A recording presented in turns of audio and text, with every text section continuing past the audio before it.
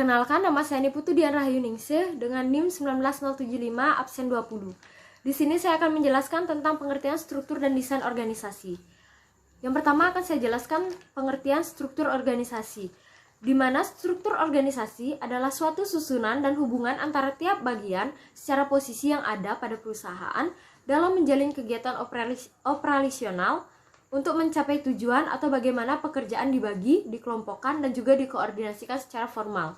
Dalam struktur organisasi ini terdapat 6 elemen. Yang pertama yaitu spesialisasi pekerjaan, yang kedua departementalisasi, yang ketiga rentang kendali, yang keempat sentralisasi dan desentralisasi, yang kelima rantai komando, dan yang keenam formalisasi.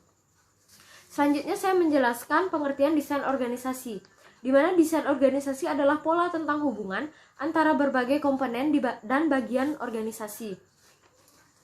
Dalam desain organisasi memberikan kerangka yang menghubungkan wewenang karena struktur merupakan penetapan dan penghubung antar posisi para anggota organisasi. Selanjutnya yaitu model desain organisasi.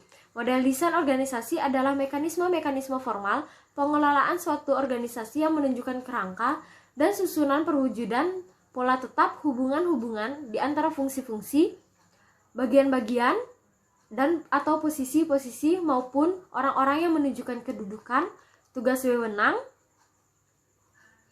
dan juga tanggung jawab yang berbeda-beda dalam suatu organisasi. Dalam desain organisasi terbagi menjadi dua model, yaitu yang pertama desain organisasi mekanistik, di mana ini juga terbagi menjadi dua model. Yang pertama yaitu mekanistik. Pada organisasi yang berbentuk mekanistik ini, adanya tingkat formalisasi yang tinggi dan tingkat sentralisasi yang tinggi. Selain itu, training atau pengalaman kerja yang sedikit dan atau tidak perlu dan tidak terlalu penting. Yang kedua yaitu mostly mekanistik, yaitu pada organisasi jenis ini adanya formalisasi dan sentralisasi pada tingkat moderat dan adanya training-training yang bersifat formal atau wajib.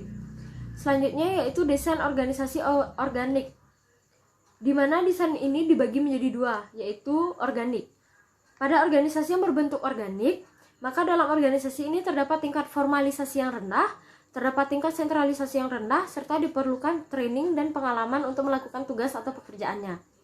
Yang kedua yaitu mostly organik, di mana pada organisasi yang berbentuk mostly organik, formalisasi dan sentralisasi diterapkan pada tingkat moderat. Selain itu, diperlukan juga pengalaman kerja yang banyak dalam organisasi ini. Selanjutnya yaitu adalah tabel perbedaan model mekanistik dan organik. Di mana di sini terdapat 7 perbedaan yang bisa dilihat pada slide di sebelah saya pada video. Saya akan lanjutkan, yaitu 4 faktor penyebab perbedaan struktur organisasi. Yang pertama yaitu ada strategi. Struktur organisasi adalah salah satu sarana yang digunakan manajemen untuk mencapai sasarannya. Karena sasaran diturunkan dari strategi organisasi, maka logis kalau strategi dan struktur harus terkait secara erat. Lebih tepatnya, struktur harus mengikuti strategi.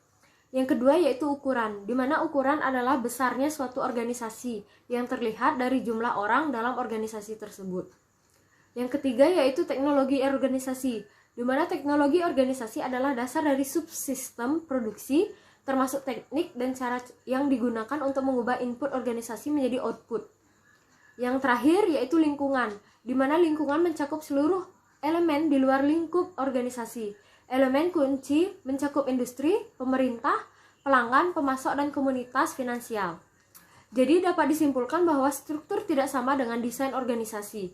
Desain merupakan proses perkembangan hubungan dan penciptaan struktur untuk mencapai tujuan organisasi. Sedangkan struktur organisasi merupakan hasil dari proses desain yang merupakan suatu kegiatan yang bersifat kontinu dan dirancang oleh manajer.